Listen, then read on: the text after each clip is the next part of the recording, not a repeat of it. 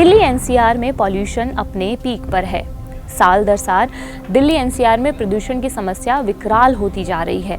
हर बार pollution सताता है पर परमानेंट सॉल्यूशन पर कोई काम नहीं करता है। शॉर्ट टर्म प्लानिंग होती है और काम को इतिश्री कर दिया जाता है। प्रदूषण से निपटने के लिए लॉन्ग टर्म प्लान पर काम करना होगा, इस बात को कोई नहीं समझ रहा है। सवाल ये है कि पॉल्यूशन को कम और खत्म करने का परमानेंट सॉल्यूशन क्या है। इस वीडियो में हम उसी पर बात करेंगे। सबसे पहले समझ लेते हैं कि पॉल्यूशन होता कैसे है। ऐसा क्या हो जाता है कि वायु यानी हवा की गुणवत्ता खराब हो जाती है।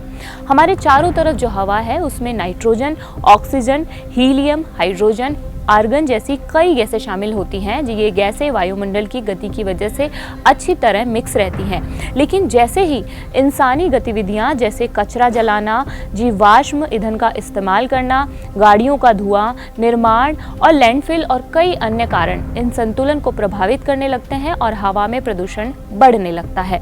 जब ये गैसें अपनी सही सीमा से अधिक हो जाती हैं तो हम इसे वायु प्रदूषण कहते हैं। यानी हवा जिस तरह से हमें जीवन देती है उसी में ये बदलाव हमारी सेहत और पर्यावरण के लिए खतरा बन जाता है। वायु प्रदूषण हर साल लाखों लोगों की जान ले रहा है। जिस हवा में हम रोज सांस लेते हैं उसमें कई खतरनाक और जहरीले प्रदूषक मौजूद होते हैं जो हमारे स्वास्थ्य के लिए बड़ा खतरा बनते हैं। तो ऐसे में प्रदूषण कम और खत्म करना कवायद होना चाहिए। तो पॉल्यूशन को कम करने का सबसे पहला सॉल्यूशन है वो हम आपको बताते हैं। सबसे पहला सॉल्यूशन है सार्वजनिक परिवहन का उपयोग करना। वायु प्रदूषण कम करने का सबसे आसान तरीका है सार्वजनिक परिवहन का उपयोग करना। आंकड़े बताते हैं कि हमारी ट्रांसपोर्ट ज़रूरतें अकेले 30% कार्बन डाइऑक्साइड उत्सर्जन का कारण बनती है। यदि हम निजी वाहनों की बजाय बसों का उपयोग करें तो न केवल प्रदूषण घटेगा बल्कि ट्रैफिक भी कम होगा। मान लीजिए एक बस में 40 यात्री सवार हैं, तो ये 40 लोग 40 निजी वाहनों के उत्सर्जन को रोक सकते हैं। कई सार्वजनिक वाहन आज सीएनजी पर भी चलते हैं जो साफ जलता है और हवा में सूक्ष्म कणों की संख्या को कम करता है। साथ ही ई बसें जैसी नई तकनीकें भी वायु प्रदूषण घटाने में मदद करती हैं, क्योंकि ट्रैफिक की भीड़ भाड़ ज़्यादा होने पर कालिक और कार्बन मोनोऑक्साइड का स्तर बढ़ता जाता है और ये वायु गुणवत्ता को प्रभावित करता है। इसलिए सार्वजनिक परिवहन का उपयोग करना न केवल पर्यावरण के लिए सही है बल्कि हमारी सेहत के लिए भी फायदेमंद है। अगला कदम है इलेक्ट्रिक वाहन अपनाना। जब नया वाहन खरीदें तो ईंधन कुशल या इलेक्ट्रिक वाहन पर ध्यान दें।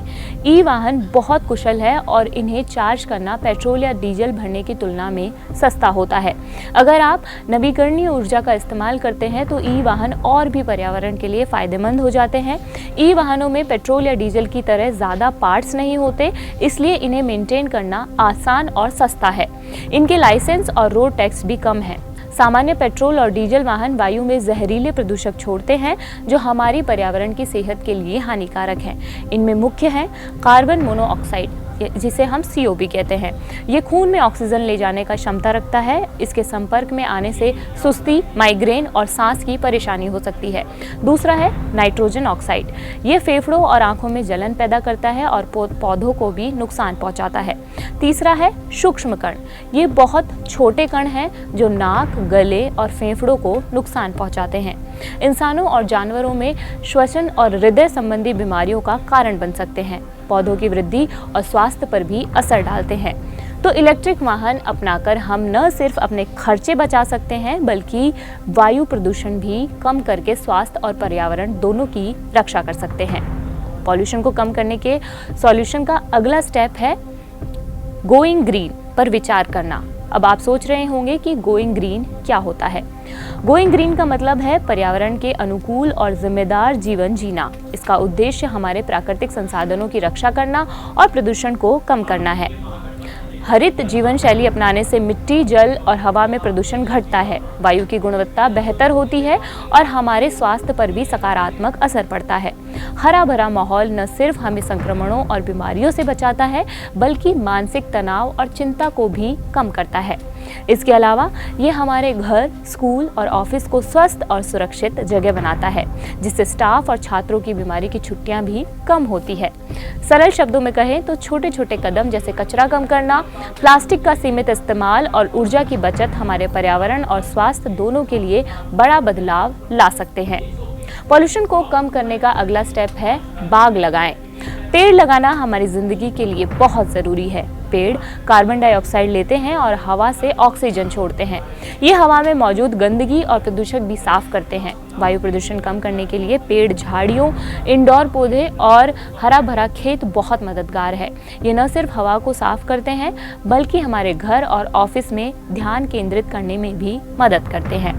पेड़ ओजोन परत को सुरक्षित रखते हैं जो हमें सूरज की हानिकारक किरणों से बचाती है। इसलिए ज्यादा से ज्यादा पेड़ और पौधे लगाएं। इससे हवा साफ होगी, हम स्वस्थ रहेंगे और हमारा पर्यावरण भी बेहतर होगा। और सबसे अहम और सबसे जरूरी कदम है आप आसपास दोस्त यार को शिक्षित करें। हमें अपने आसपास के लोगों को बताना चाहिए कि वे स्वच्छ हवा बनाए रखने में कैसे मदद कर सकते हैं। उन्हें यह भी सिखाएं कि वायु प्रदूषण को कम करने के कितने तरीके हैं। वायु प्रदूषण के बारे में शिक्षा हमें सतत विकास और पर्यावरण के बारे में सोचने, समझने और सही निर्णय लेने में मदद कर सकती है। नई तकनीक और शहरों का विकास दुनिया को बदल चुका है। हमारा स्वास्थ्य सीधे हमारे आसपास के वातावरण से जुड़ा हुआ है, इसलिए बच्चों और लोगों को प्रदूषण और इसके पर्यावरण प्रभावों के बारे में शिक्षित करना बहुत जरूरी है। इससे हमारे पर्यावरणीय चुनौतियों को समझने और सही निर्णय लेने की क्षमता मिलती है। वायु प्रदूषण को कम करना किसी एक व्यक्ति की जिम्मेदारी नहीं है, सभी को संवेदनशील होना चाहिए क्योंकि हर साल लाखों लोग इसी की वजह से उनकी जान जा रही है। आप लोगों से मिल सकते हैं, मुद्दों पर चर्चा कर सकते हैं और वायु प्रदूषण को कम करने के विभिन्न तरीकों पर भी विचार शेयर कर सकते हैं। आज की जटिल दुनिया में हम जो भी कुछ खरीदते हैं उसमें खतरनाक रसायनों के साथ हमारे लैंडफिल भरने वाले ई कचरे और राजमार्गों पर गैसोलीन से जलने वाले वाहनों में तेजी से वृद्धि वायु प्रदूषण को कम करने में सक्षम होने की कल्पना करना आसान नहीं है। फिलहाल इस वीडियो में इतना ही। आपके लिए तमाम जानकारी जुटाई थी मेरे साथी आनंद ने। कड़क कैंपेन सांस लूं या जी लूं का हिस्सा बने। कमेंट में लिखे राइट टू ब्रीथ और बताएं कैसे बनेगा पॉल्यूशन फ्री इंडिया। अपने आइडियाज को कमेंट सेक्शन में जरूर शेयर करें।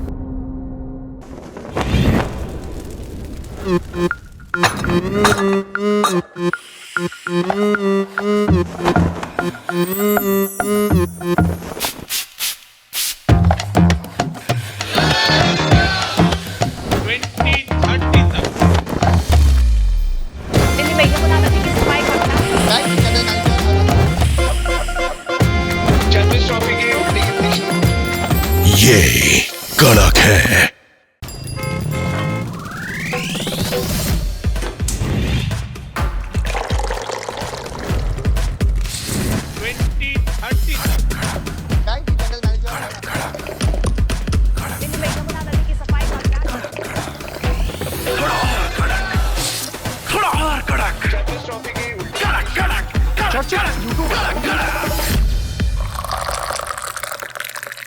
ये कड़क है।